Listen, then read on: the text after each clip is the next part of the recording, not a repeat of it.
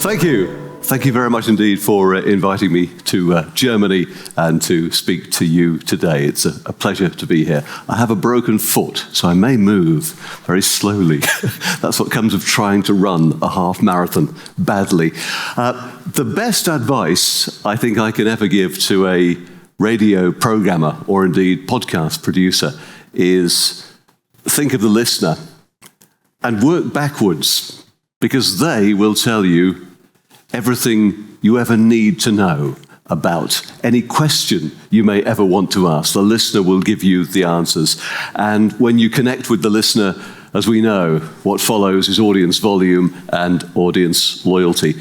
I'd like to share with you today the story of our radio station, of which I am very proud. I've been in the industry something like 50 years, and it's the most exciting thing I've ever done, and my most unexpected adventure. Boom Radio is a radio station for baby boomers. It's a radio station for old people, and that's not awfully trendy. We're across the UK on DAB and online, and in the last 5 years, we've carved out a reputation already as a new, respected radio brand in the UK market.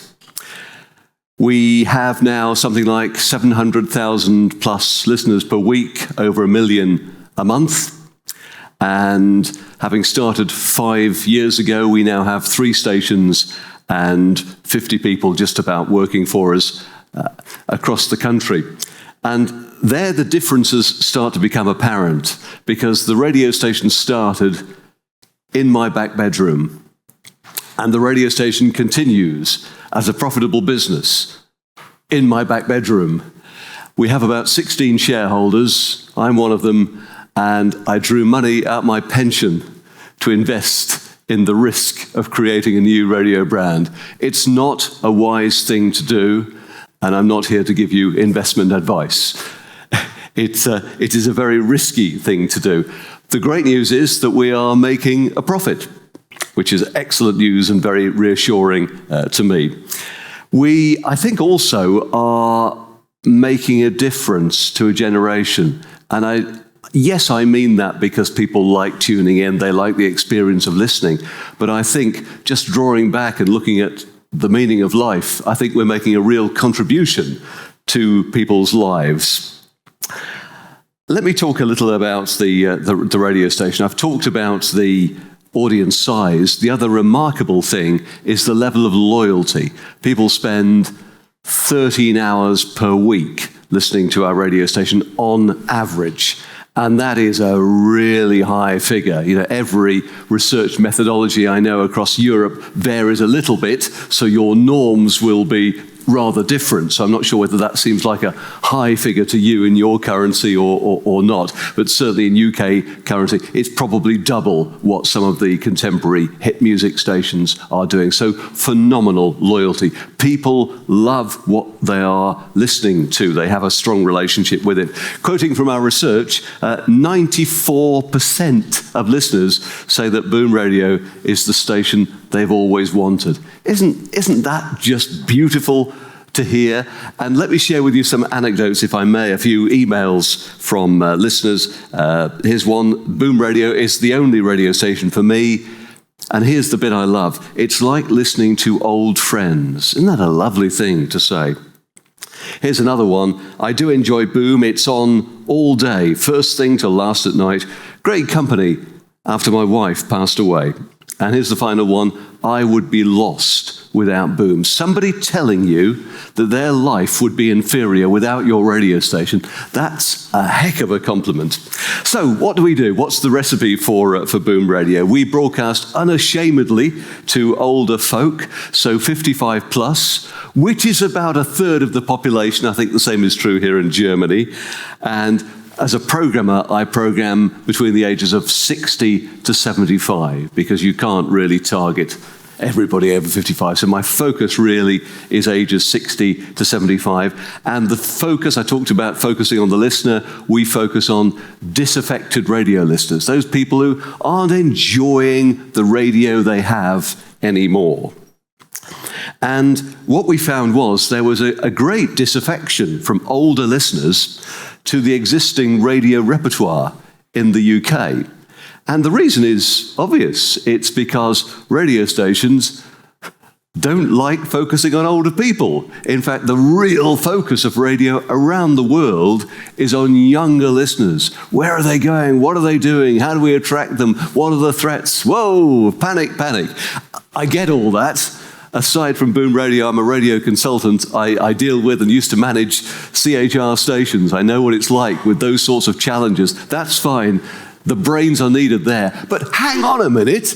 What about the old folk? They love their radio. Nothing meant more to radio than radio to an older generation. Thinking back, there was nothing else to do. The world was not a very exciting place as we were growing up. Our window on the world was the radio. So if you were a supermarket, older listeners are your most loyal customers spending the most. And yet radio businesses are shying away from these really profitable customers who want to spend a lot of time with you. So that's one issue. And I think this is true across the Europe as well. It's a very young industry.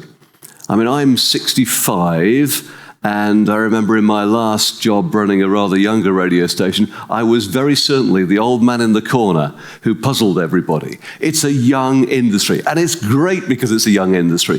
But actually, that probably means that the product comes out not entirely chiming with the many, many people who listen to radio really, really avidly. So I think for those two reasons, radio stations are distancing themselves from older listeners. Now, we set out to address that market gap. There are stations in Britain for older people, but fewer of them. Just to give you a picture of the UK market, you've got sort of up to the age of 50, 55, loads of radio stations, literally hundreds, mostly commercial. So commercial radio really owns the younger demographics in the UK. Older demographics, 50, 50 plus, fewer radio stations, and the BBC, the publicly funded broadcaster, owns older listeners. And the BBC has been changing its offerings because they're pursuing younger listeners as well. They're worried about future funding, etc., reaching out to young people. So they have moved it. So the broadcaster which owned older people started to distance themselves from those listeners. So we saw a real opportunity there. Why has commercial radio not done this sort of thing so aggressively before? The reasons generally economic. Advertisers and advertising agencies, I'm going to generalize here, probably unkindly, and many of them have learned a lot in the last few years, but there is a feeling, I know, among some clients, some big ad agencies, that older folk are of no value to them. Why advertise to old people? They think we're going to keel over and die next week. So why advertise a brand? It's wasted money. So they don't like it. The other thing is they believe we old folk, who is over 60 in the audience, by the way. I need some friends, thank you. They think also we have made our mind up about everything we're ever likely to buy. We're never going to change our brand allegiance, so why waste marketing money? So you've got those sorts of worries from the advertising clients. But also you've got the issue of we're very cheap to buy. We're consuming a lot of media, television, daytime television, media, press, etc. Therefore, we're very cheap to buy. So it's actually quite difficult to make money out of our demographic. The old radio model would not have survived. What we did was broadcast the whole thing remotely. So I'm in my back bedroom, all the presenters are in their back bedrooms. We have no premises, very low overheads. That's how we're creating this radio station. When you turn it on, it sounds like everybody else's radio station. Let me talk about the offering. It's music, it's personalities, it's distinctive. Although it broadcasts to older folk, it doesn't just do nostalgia. Nostalgia is very important because as you get to our age, when you're with friends, you talk about the old days, and that's great, but you don't spend your life at school reunions. So we also are a station for today. Music policy. Wow, it's difficult. We have grown through so many changes since the birth of pop and rock and roll right through to the present day. What on earth do you play? It's really difficult. So we have created, pardon my French here, the format from hell. It is just about everything lumped together. We did lots of research, and those of you in this business, in the detail of this business, will understand cluster research, where you work out which music genres sit together and how you can put them all together, just to see whether it would work. Now, we program it intelligently. So although I hope it just sounds like somebody having a whale of a time playing anything, actually we do take care how we program the music, how we blend the eras together. It's not easy.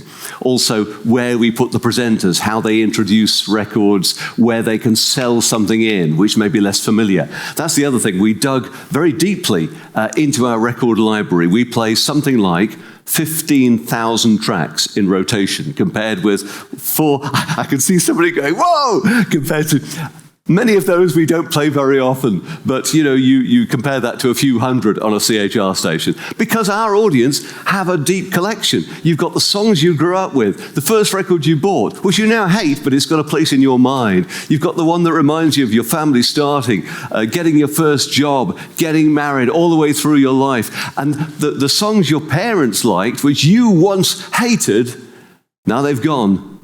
You love hearing them because they remind you of your parents. Generations of music. So that's our music philosophy. It's not what everybody does, but when you're a new player, you have to be distinctive. And we're distinctive because of our music depth. As we say, every song's a surprise. We take on board the presenters' opinions as well. That's not something I'm used to doing as a programmer. We allow them to influence the music that they play to a certain extent in their programs. Audience research, 82% say lots of surprises, only 3% saying too many songs I don't know. We take that as a victory. Presenters, names our audience have grown up with. If you go back to the 60s and 70s, much like much of Europe, there wasn't much radio around. The presenters were huge, many of them out of work. Not all of them, some of them are still doing lots of bits and pieces, but quite a few huge names from yesterday out of work now, desperate to be back on the radio. You know what it's like when radio's been part of your life. You miss it when it's gone. So I get on the phone to them and I say, come and work for us. We can't pay you much yet, but we will when it works. And we got lots of presenters. One of my presenters cried when I offered them a job. They were so relieved to be back on the radio again. And these people had a relationship with the audience 30 years ago. They've grown older, and their listeners have too, and they connect again. That's a remarkable connection, picking up where they left off. We give them a little more time to talk than on contemporary music radio, and we say to them, be your authentic self, be yourself. We know how to talk to our audience because we are them. We know how older people are portrayed. Whenever you see an advert aimed at an older person, they've got a gnarled hand on a walking stick. We're not all like that. The average age of my presenters is 72. We had a guy on air last week, 100, and he hosted our chart, as he used to do in the 1950s. He could only manage one show, and we pre-recorded it, but we're going to get you on air on your 100th birthday. Our listeners loved it. We can see the cut-through in our streaming.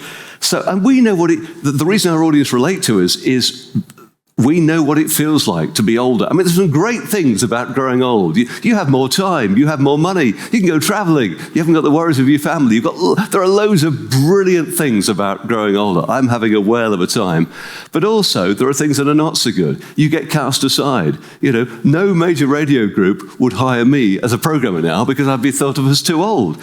And yet you think to yourself, hang on a minute, I probably know more than I've ever known in my life. I'm far better programmer and manager than I was when I was 33 and pretending to know what I was doing. I vaguely do now. But our audience know what it's like to be treated as you don't matter anymore. And aside from all the great things about growing older, there are other things as well. You lose friends. You go to a funeral once a month at least. You get ill. You're always at appointments for medical things. There are some not so nice things. Our audience know that we are living their lives too. We're not miserable, but they know we understand. We've got one presenter, Nicky Horn, who hosts our evening show. He was on Capital Radio when he was 24. Now he's on Boom Radio, age 73. And he interviewed John Lennon in 1975 in his hotel room in New York. And he tells of anecdotes like that between two songs, and between the next two songs, he's mentioning the battery falling out his hearing aid.